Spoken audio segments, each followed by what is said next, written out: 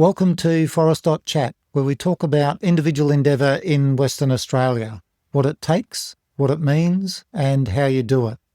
I'm your host, Paul Vandermeer, and in today's episode, we're talking with Ethan Kavanagh about being a digital creator. Ethan started his creation journey at about 12 or 13 years old by learning the guitar and found a whole world of things to explore from there. Welcome to Forest.chat, Ethan. Hey mate, how you going? I'm very well, thank you. Thanks for coming on the show. Oh, thanks for having us. This should be fun. I'm a little bit concerned because my audio editing skills are far away from where yours are, so hopefully we can get it somewhere where both of us can be happy with the episode. I'll give you all your credit, mate. You're doing very well. If this is an entirely solo project, that's one thing I do like about podcasts as well. I'll be honest, I can be a bit sort of quick and easy with podcasts because it sort of is one of those things where it's such a long amount of time you're spending editing and listening. I also kind of like that it's one of those things where the attention to detail isn't so heavy because you're listening to a story for such a long period of time. If you're mixing music or producing an audio track and you're talking with people in, my industry and they go, oh, that guitar has a 400 hertz peak you need to drop that by 3 decibels. And I'm thinking, what? So there's attention to detail in podcasting, and then there's people that really have attention to detail. I am the former, so it's all good, mate. All right, so you go under the handle of Noise Pilot as a digital creator. What are you doing there? So I guess I've always found this hard to pin down because I do so many different things. I make music, I make podcasts, I write quizzes, I do live streams. I try to just, instead of being myself, I tried to make this big blanket thing for all the stuff I make, which is Noise Pilot. So yeah, I guess what I do is I just make, like digital creators are probably a good way to describe it, but I would say I specialize in audio. For example, most of my time now is doing sound design for a radio station. So that's, my job, I guess. But then Noise Pilot is my thing, the things that I'm really proud of, or the things that or what I use to help other people creating with editing or getting their stuff uploaded. Noise Pilot's my thing, I guess. So looking at Noise Pilot, when I look up on socials and that sort of thing, I do see that a couple of the podcasts that are on your list are also on my list for people to interview. So we're doing different things with them. Can you give us a bit of a rundown of what you do in the podcast space then? We'll put a little wall around that and talk about podcasting for a bit. Yeah, sure. At first, I kind of wanted Noise Pilot to be a network for WA creators. So I do have a couple of other creators that I essentially host on the Noise Pilot network. We've got some improv comedy guys, Can We Add Arnie, which is really good fun. I've helped sort of produce and do music design and stuff with them. We've got Social Snowball, but I also make my own projects, which I'm super proud of. Steady Breaths is one. I make music to facilitate square breathing exercises and made that into a podcast format. I also have recently brought back a project I did a few years ago called The Perth Tourist. We got a Kickstarter campaign successfully funded for $2,000 to make some additional episodes of that. So they're actually audio described walking tours of all these great locations around WA. And we also did a holiday last year in Ireland, and I snuck an episode in over there. So that's those two are my real pride and joy, those two podcasts, yeah. That's the Steady Breaths and the Perth Tourist, it's called, Yeah. Is that right? That's the one, yep. Fantastic. So I'll make sure we got some links to those so people can have a listen to just what those are. So I also saw an interesting little snippet was a youngster approached you asking you what on earth that thing was. It's been a while since I made that. That was from recording the Perth Tourist. So I have this little portable recorder.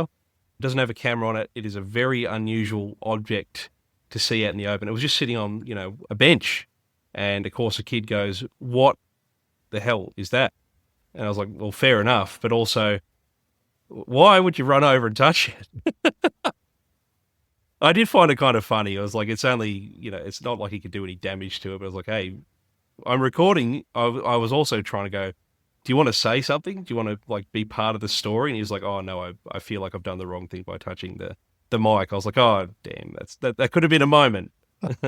It did look like one of those funny little things that go on when you're with the Perth tourist. You're out and about, aren't you? So Yeah, that was probably the first time really someone had sort of got involved like that. I think because I'm really quite closed off with the staff there, and it was actually really unusual to have sort of an interaction like that. While I was a bit disappointed that the kid didn't, come in and say something quickly for a laugh. When you don't have a camera, people open up a lot more, I find. I've done I used to work on a TV show a while ago and was on the camera. And these big burly tradie blokes would come in and say, oh, look, I'm, Jack the Lad, and I'm very extroverted in my, shop or whatever, or, at my workplace. You put them in front of a camera and they become a lot smaller. You don't have such an intimidation when there's not a camera there because you can forget about a microphone. I think because we put too much focus on it, it got a bit overwhelming. But if you had that kid there for maybe another 10 minutes, just chatting away, it becomes a lot less intimidating because it can pick up what you're saying without you having to look at it or acknowledge it. That's one thing I really love about sound, is that it's so much more fly on the wall. It's not so explicitly, hey, you have to appear and perform or at least, do your hair up. Audio is one of those things where it's like you can't really hide so much when you get into a conversation. You can put a front on or a voice on, but that does get tiring, and eventually the real voice will come out. especially if you try to like put a voice on like an accent or something like that, it goes away fairly quickly for the vast majority of people, unless you are very practiced at it. Mm. Probably the harder thing is that you actually have to get used to at least projecting or enunciating better, because people who aren't experienced in front of a mic, you actually realise that they're very inside themselves, and maybe their conversations are a lot quieter than they realise. And I listen to myself back, or am very self-aware of myself, and being in radio in front of mics, I realise I project a lot more and I do speak a lot clearer, and it is an environment that sort of builds that muscle in you. It's quite funny because, I'll go into the radio station and they will hear my real country twang. They think I have this really ochre accent. But then I go to my hometown or I come back to my mates and they say, yeah, you sound really radio and really posh. It is really weird like that, how people just notice these things in your voice. Yeah, I travelled to Holland and they have a very distinct or different accent, I guess, when they speak English to what we have.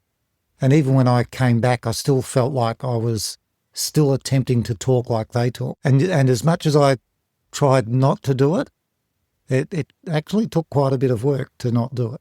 Oh, absolutely. It's it's the company you keep, and you try to empathise with people maybe, and try and match their way of speaking, and it eventually takes a hold of you.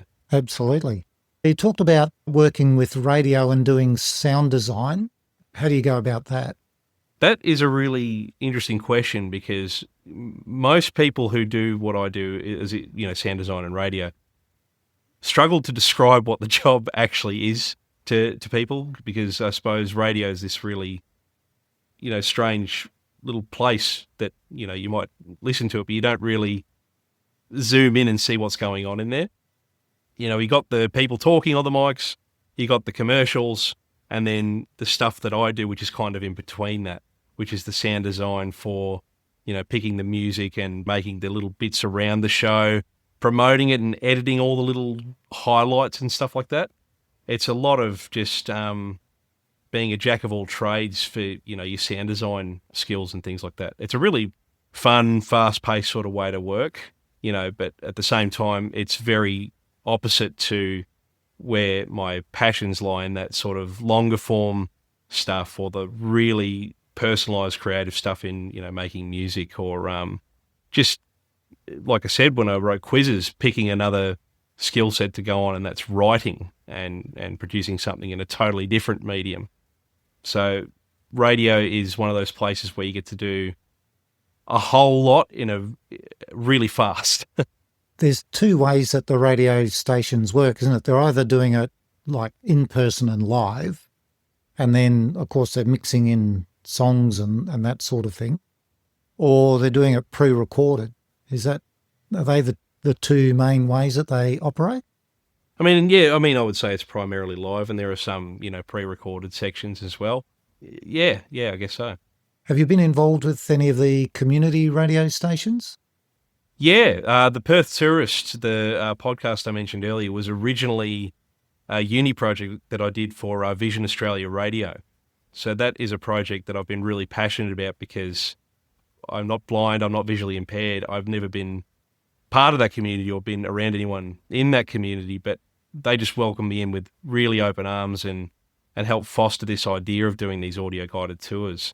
So I've got a really, big soft spot for that station and how they helped us out to make such an amazing project like that, which is why I'm really proud to have, reached back out to them and they said, yeah, let's bring this back in some way if we can help you to do that. And, they did, which is really great. Is there a difference that you would do for that audience compared to, I'll say, a regular seeing audience? Yeah, I think so. I really try to put that specific community first.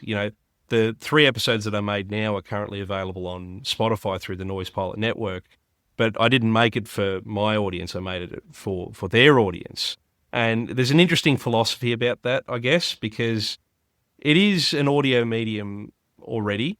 It is already accepting of everyone, I guess. But I really wanted to make sure that I was very deliberate in how I scripted things, because what I do in it is a form of audio description, which is what I'm experiencing on the tour, and writing up scripts to sort of paint a mental picture of what's happening. I'm trying to use words other than see here, because it's not just about using your eyes, it's about what you experience on the tour. And I use that word really deliberately, for example, because I listened back to episodes from the past where I go, we're standing on a green floor. And it's like, well, is the fact that it's green important? Would the texture of the floor be more important? Would the where it's leading to be more important? What can I lean on other than sight to describe what's happening here? And in all fairness, that just makes for an overall better experience, I think, in the product. Sometimes you can't overcome that. There are things that need to be visually described. So you try, it can be difficult. You try to find a way, but you always lean towards those things that are really interesting for your other senses. You can imagine what something might smell like. You can definitely get an idea of what something feels like. And you can use sound effects as well to get an idea of how things sound. Even a reverb in a room can give you an idea of how big a space is just from when you're interviewing someone. You can sort of hear the echo between their words and things like that. So I really try to think of it as an audio first thing and going through the list of the other senses as opposed to just seeing. So I really put that in mind as much as I can, knowing the limitation is that I'm very new to that sort of form of content, compared to people who've been watching movies with an audio description for a very long time or are working as audio describers. So I try to think really hard about it so that I'm doing that community a good service first, and the people that might listen to my podcast that aren't blind or have light vision also will enjoy it, knowing that that's what they're expecting. There's people that might think, why wouldn't you show the visuals? And I've been asked that before, and I would say, well, if you want a visual tourism show, you could go watch Getaway or, something like that. This is a very different way of experiencing a tour that includes a different variety of, people, from people, who are just interested in tourism to people who are blind, have low vision, or people who are just wanting a good podcast to listen to. I would hope that what I've made there is, ticks a box for someone. I'm sure that it does. I know the difference between doing video and audio because I record people's oral histories and I focus on audio recording in that space. And The reason is that there's a visual disconnect between what the person is talking about, like the point of time in their life that they're talking about, and what you're actually seeing. And of course, once you prompt a person with a visual, then you've locked their imagination into that visual. By using audio, you're forcing the listener to go back in and consider all the things that are around what the person is saying from their imagination, and it's much more engaging. That's what I try to do as well, in not over detailing. I want to underarm someone a ball and they can move to where they need to be to catch it. Like we did a birds of prey experience in Ireland. I wouldn't say, right, we've got a hawk here. It's this colour. It's about, it's this tall. It is, standing exactly like this. I would say something like, this bird is flying through the air, or something a bit more broad, so that someone could paint a mental image of what they want to see, as opposed to what is objectively what I saw, which really means nothing if it gets in the way of a good story or gets in the way of someone immersing themselves in the experience. Yeah, it's fascinating, isn't it? The different way that you present something can really make a big difference to the audience. Ethan, what does it take you to do what you're doing with Noise Pilot? I decided to sort of take a big leap with Noise Pilot. I was working in radio for a long time and thought, I'm kind of ready for a change. The problem, in my opinion, was when I was working in radio, I was working in the creative industry as a full-time job with a salary, which is very secure, but also scratches the itch of being a creative in the industry. I was like, oh man, there isn't like a job like that somewhere else. I can't just go, I'm just going to be a full-time podcaster. There's only like 4 or 5 jobs, and they might want you to go to Sydney for that. I was like, well, I love WA. We tell really good stories here. I'm good at what I do. I'm just going to have to jump and see what happens, which I can't believe I did it. I just left my job with no leads, no backups, no anything like that, with just some idea that I'd done enough, that I was going to do something else and it was going to work out. And for a couple of years, it really did, I was just obsessed enough and determined enough that I could try and make it work in whatever way. I was saying yes to all sorts of things. I was working on a podcast that talked about Silicon Valley and, tech startups. I'd never worked in that space before, but I figured it out. Like I said, I did quizzes. I hadn't really been a public speaker or considered myself to do that. And I was like, I'll just keep doing that. It's bringing money in. I'm going to do it. The Kickstarter that I did to raise some money for this podcast, I'd never done that. I didn't have a whole lot of listeners, but I knew I could try and sell this and really get people on board with what I was doing. And I just found ways to keep doing it. And I was just determined enough to try and obsessed enough to, keep going, I guess. That's amazing. So what do you see as the highlights in what you've done? Oh, that's a really good question. I think definitely the Tourist Kickstarter, being able to actually fund a project. I also was really proud of, I think, the audience we generated through live streaming. I'd never tried that before. I was always someone who was audio first. And I noticed people, going live on TikTok. And I was like, oh, maybe I could try that. I have a better mic than most people just on their phones. I have a camera. I can set up cool graphics and stuff. Why don't I host a quiz here? Why don't I do my breathing exercises with people on here? And it really worked and people really appreciated it. And I was like, well, maybe I have more skills than I realize. So that was a real highlight, taking these projects that I'd spent years figuring out what to do with them and finding just creative solutions and ways to share them with people in ways I would have never thought. So it was that would be the overarching highlight, is just using these skills that I've built up over times in ways that I might not have had the confidence to, or would have thought was possible for me. But I just had a crack in it and it worked out. And it makes you realize what you can do versus what you're doing now. Like, you can always make the leap. Sounds like it took a lot of you to actually make that happen. Yeah, it's a really tough one because, I think I was at the point in my career in radio where I was feeling like I wasn't improving, I wasn't getting better, I wasn't seeing where the next step was. And maybe I was like, well, I feel like I'm maybe going back and losing a lot of confidence and feeling like I don't have, the gumption to go and do something great. And then I thought, well, maybe I don't need to do something great, I just need to do something.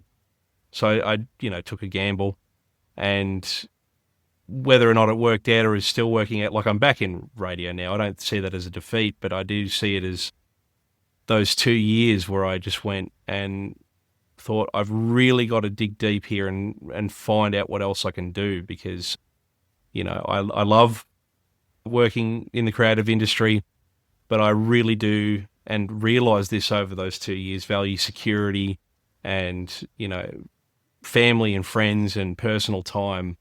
And it's like, how do I do all of this in this industry? It's really difficult. It's not like a regular job, where, you just get to rock up 9 to 5 and do your thing. And, maybe there's another job around the corner if you have a trade, or, you have a skill set that, is in your town. There's not like a whole lot of those sort of things. You have to build them yourself in the creative industry. And that's why I'm glad I spent those 2 years, and I'm still doing now, finding ways to keep myself in this industry and finding those opportunities and putting myself in those situations where I'm learning and growing. I guess in the radio station environment, there's the corporate ladder, which I imagine would very quickly take you out of the hands-on creative side of things if you were to go that way. Like, you could potentially do multiple different radio stations, but it sounds like each station needs quite a lot of work to make those things happen. So it's not necessarily that one person can cover like a whole suite of radio stations doing that creative side, because there's just too much. If they're transmitting 24/7, they'd just have an insatiable need for it, wouldn't they? It's one of those things where, a team of a lot of people makes it happen. And that's one of the backwards things with what we're doing. A lot of our creative projects are done ourselves. You've got the person like me who sits there and makes it and can make a great product. But then in those, 2 years where I was just doing my own projects, I also had to be the business guy for myself. So that's another big highlight for me, is just learning what it means to run a business, what it takes, and how you can't just sit there and make things all day because there's no one on the other side paying for it. So it's one of those things where it does take up a lot of your time and your effort to do it all. And you kind of feel, like I said, now that I'm back in radio and working with projects with other team members, you realise how valuable it is to work with other people, and how amazing it is when there are several people trying to work at the same thing, and really comparatively what it takes to do something really awesome entirely by yourself. It's difficult. Yeah. Yeah, I find with this podcast, like, there's a lot of aspects to it, and this is not a financially rewarding podcast. So I haven't even got that aspect of the podcast to worry about. Even keeping up with the content can be quite a struggle. Yeah, and that's the thing. It's the thing that you want to be doing is building the thing and spending all that time doing it, and that's the enjoyable part. And then the difficult part is finding a way to make money off it, make it sustainable, make it something that doesn't burn you out. And that's the side of things that I'm really interested in and like spending time on. But you're sort of pulling at two strings there, where when you want to be spending time doing the business and the marketing and all that stuff, the thing still needs to be made. Or while you're making the thing, you're like, oh man, there's going to come a point where I have to sell it and market it. And it's a real tug of war when you're by yourself. Absolutely. So do you have creative goals going forward? I am not at this point in my career anymore where I'm chasing. I feel like I've spent so much of my life just chasing the next thing and the next thing and the next thing. Okay, I need to get the next job. I need this project to be successful. I need to learn these skills. And I was constant, and I eventually got to a point where, I just sort of went, oh my God, I'm 30 now. I've been spending a lot of time chasing. Do I need to keep doing that? Do I start looking for a bit of stability? Do I sort of rest for a bit? I guess that's the phase that I'm at now. I still love what I'm doing and still have that desire to succeed, but I also kind of feel like, if this is part of my life, but I, spend more of my time earning money doing something else, am I going to be too upset? Maybe not, because I've got friends, I've got family, and, I feel secure. So I guess I'm at a real crossroads right now where it's, figuring out what that next creative project is to keep you going.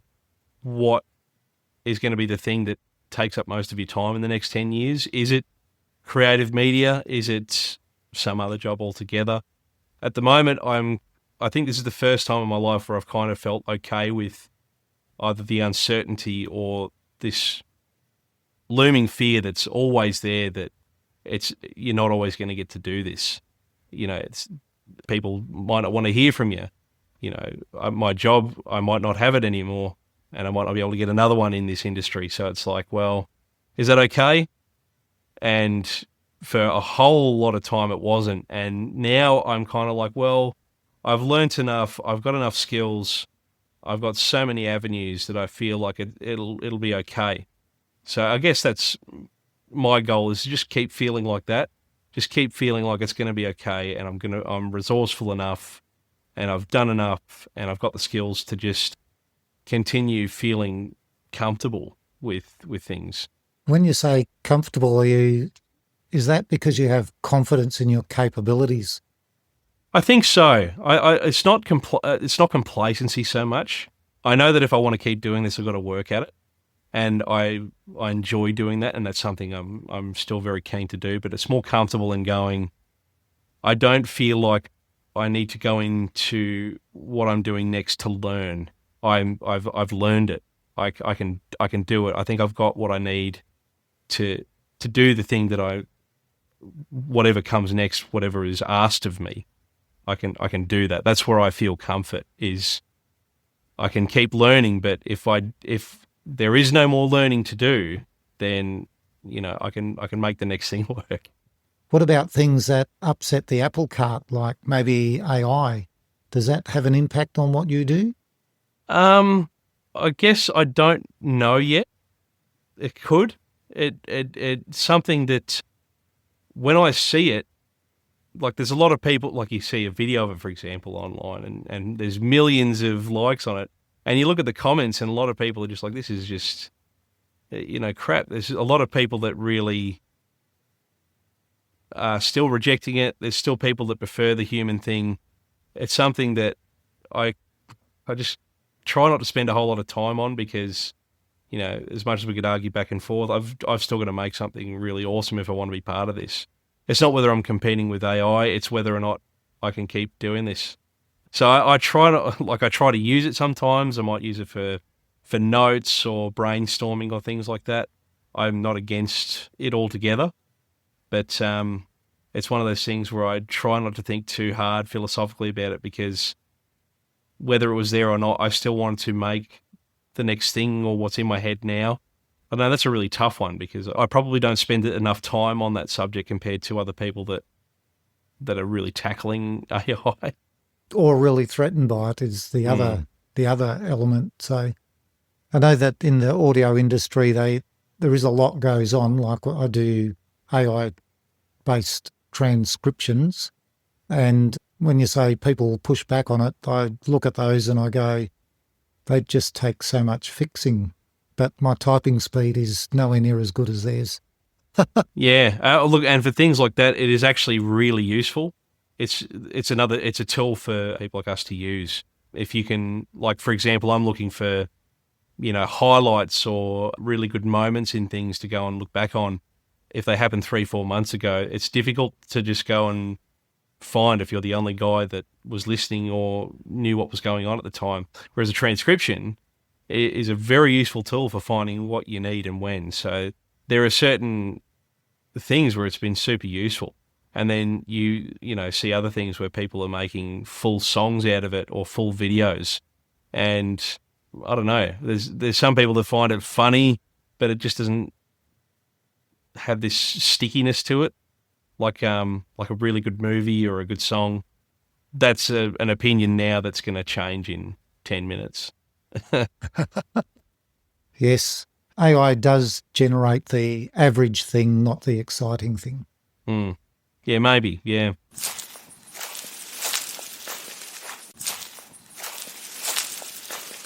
So, Ethan, if someone wanted to get into doing digital creative work like you do, how would they go about it? I have a very different answer now from when I first started as well. I feel like I'm a very different person from when I was in the thick of developing my career. I'd give people, audio tips or bits and pieces like that, or how to do this or not do that, or no, I don't do that anymore. I just say, just do it. It doesn't matter if it's crap. It doesn't matter if no one's listening. It doesn't matter if you don't know this thing for that.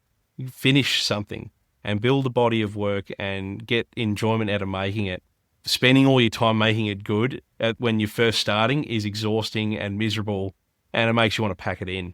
And not being so self-conscious, I think, is the way to go forward. Like, I look back at my 20-year-old self making these little minute-long loops and demos, and I would say to them, why are you deleting them after a week? Why can't they stay there? Or why don't you finish them? Or, like, doesn't matter if it's crap or good or whatever, just finish them. Keep your body of work. Just keep building something. People might find you eventually. It's a lot harder to do when you delete and start again, and then your only digital footprint is what you made 3 months ago, when you could have been embracing the things that you were making when you were learning, and have a body of work that's 10 years old, and people could see your trajectory, and you would be then a digital creator. Not that you're not. You can slap that tag on you whenever you like, by the way. I see it in my younger brother, for example. He was doing the same thing, making these cool little loops. I was like, cool, where are the lyrics? What's the next thing you can add to this? How can you complete it? And he's got these instrumental things. He's kept them. He's got songs with lyrics in them and full tracks that he's got. And this full body of work at the age of, 20, 22 odd. And it's like, man, I wish I had that many songs at 22. I probably did, but they're not there anymore. I wouldn't know where they are. My only, thing as a digital creator is Noise Pilot, but it could have been so much more. Not that it's a regret, but it's something I really push people to do now, is be cringe, be crap, be all of this, but hang on to it. You're going to want to see it later, and maybe other people will too. Yeah, that's interesting. I worked with the government, and it seemed they had a throwaway mentality where basically anything that was done more than like 6 months ago was out of date and totally irrelevant, when in fact maybe one or two words became irrelevant. And they were very quick to dismiss anything that had been done any real time ago, So it was quite strange, but that massive body of work that they had, they weren't honouring it. And look, that's something I will put my hand up and say straight away. I hear it all the time. I can look back and go, I remember making that, or I can hear what I made. I'm like, I'm not going to actually hear it again. It's very different, it being in your mind and being able to go and actually find it and click on it and go, oh my God, it's here, and other people can see it too. How profound is that? That's something I think maybe we take for granted. Absolutely. We've been talking about how do you do it, and you talked about the need to actually go through and complete things. Are there any courses or that sort of thing that you suggest people get involved with taking up? I really love TikTok and YouTube, because you can really hyper obsess over things and fall down rabbit holes for free. And I think that's the way to go, particularly if you're starting out and if you're unsure. You can be convinced to spend a lot of money early on when you're unsure of whether it's something you want to do or if it's rewarding. And it's, one of those things where you know, we can go and grab the thing to do the thing for way cheaper than the course. Why not just go and get the microphone? Why not just go get the camera and muck around? That's how a lot of these people, there's a very good chance the person doing the course did that. You know what I mean? It's one of those things where it's just worth having a crack at. You might be getting a course from someone who's had success doing it, but success is so much further away from making the thing. Like getting results is so much further down the track than what they're trying to teach you, which is just how to get started. And maybe that's one of those things where if you just start, you'll make something completely new and interesting, or you won't, and you figure out how to make the thing you actually want to make over time, if it's something you enjoy and want to keep doing. Yeah, very good advice there. The get in and do it side of things is very important. You can do a great deal even just with your phone.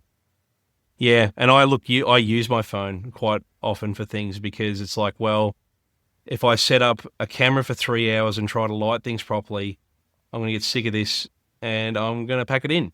Whereas if I get the phone there, it might not look as good, but it's done. It's there. I did it. You can't say I didn't. Whereas I could jump up and down to the high heavens. I was about to film it and I had the camera, and so what?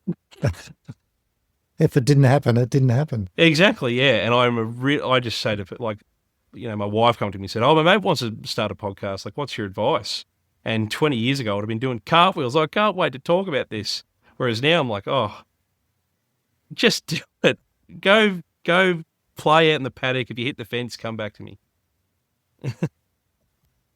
Or work out the technical issues and know we can't undelete it. Yeah, exactly. Certainly setting up this podcast, because the current set of questions I use are not what I originally came up with for the podcast. And when I spoke to people about that original idea, no one had any idea what they were going to get. So never made an episode. It was just like talking about what I was setting up. And it was like, okay, I won't even go down that track. I need to think up something different, which is when I came up with the questions that I ask now. And I think that's fared a lot better. People actually understand more what the podcast is about. Would you say that the questions are simpler than your first idea, or? They provide a framework, and the first idea didn't. Yeah, sure, yeah. Yeah. It does make things a lot easier. Yeah, that's right. I'm a pretty good systems person. So, like working out the systems, I can do that stuff. And having the set range of questions, which I have softened a lot, because you'll notice I haven't necessarily asked every question that I've put on the list, but we've talked about it. So now I'm a little more flexible with, as long as the information gets covered, I don't necessarily have to ask the question, but the intent and the direction is there. Yeah, for sure. Yeah. Whereas my original idea, it was sort of like, just fairy. Makes it, easier for people to actually prepare themselves a little bit. There is that as well, yes. Ethan, what does it mean to you, your family, or the community that you're able to be a digital creator? I think it really surprised everyone, including me. I went to a private school, and the expectation was you would become a doctor or a chiropractor or a dentist or an engineer or something like that. And I said, I'm going to go and do an arts degree. And a lot of people would think that's insane. When I first got there, thought it was a bit insane as well. But then I was like, well, I'm here. I'm enjoying this. I really want to do it. I've got to throw a massive, massive punch at this. And I did. And not only was I getting really good marks and making really good stuff, but I was really convincing myself that, look, I might not be making, hit music. I might not be working on a film set in LA, but there's got to be something out there for me that keeps me in this industry, that keeps me around it, so I can, keep the ball afloat and, find a way to have this be part of my life in a really big way. And it did in the end, whether it was playing covers in the pub. I'm not wanting to, make my life be other people's music. I want to write my own music, but I can go out and play and get better. And the other thing, when I graduated, the day after I got my award papers, I started a job in making commercials for a radio station. Would have never thought that's something I'd want to do or I'd have a passion for, or I'd go, well, that's not, making music, forget it. I was like, no, that's me behind a computer dealing with sound design, sound effects. This is a legitimate place for me to get paid and get my flying hours up. Of course I'm going to do it. I guess it was one of those things where it means a lot to me that I wanted to be in this industry somehow. I wanted to be a musician, or I wanted to be one of those guys. And the fact that I got to go, I'm still getting to go and do that. It does mean a lot. And I think it means a lot because also at the end of the day, I wasn't talked out of it a whole lot either. There wasn't people saying, you shouldn't do this or you should quit now or anything like that. My family just went, yep, all right, you know what you're doing. That was always the scariest thing they ever said, because it meant that they had no idea what to say to me. They still say it to me now, and they say, oh, you know what you're doing. That's just them giving up on giving me advice. But thank God that's what they say to me. They don't go the other way and say, this is too scary, you should stop. They just go, oh, this is so I can't understand for the life of me what you're doing. Why are you going for this career choice? But you know what you're doing. And, I guess there's been a lot of trust in myself from other people that it was going to work out somehow, which is great. Even when I left my first, radio job to no leads or anything like that, as far as I know, they might have been doing it behind their backs. I wouldn't blame them, but they might have been. No one had said to me, that was silly of you to do that. Why would you leave your job? You've got nothing to go to. What are you doing? There was none of that. There was just like, you're going to figure it out. And, this is the first time I've really confronted that. Maybe it's not, but it really had a good think about it. Even my wife, I said, look, can you hold down the fort financially for a little bit? And she said, yeah, I think you're going to make it work. It means a lot that people have been very patient with me over the years to know that to give me that space to do it. Whether I was making a whole heap of noise in the garage, annoying the neighbours. There was no neighbours telling me to shut up. They're saying, oh, we like the music you're playing out there. Great. Why isn't anyone stopping me?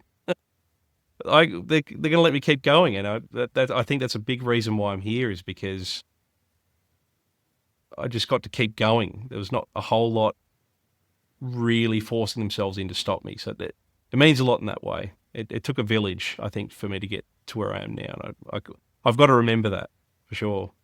A village of support. Yeah, I think so. And it's whether it's support or whether it's just not the opposite of support. There wasn't a whole lot of people saying, you're crap, you got to stop. If they thought I was crap at some stage, they didn't say it, which is a relief. So there's lots of different kinds of support, and I just felt like I had this straight line to what I wanted to do. And I guess how I paid it forward was just not giving up. If it had been me that packed it in, that would have been pretty disappointing, I think, for everyone else to have let me do it. And then they go, oh, well, of course he didn't, follow through it. He's not got the motivation. I do.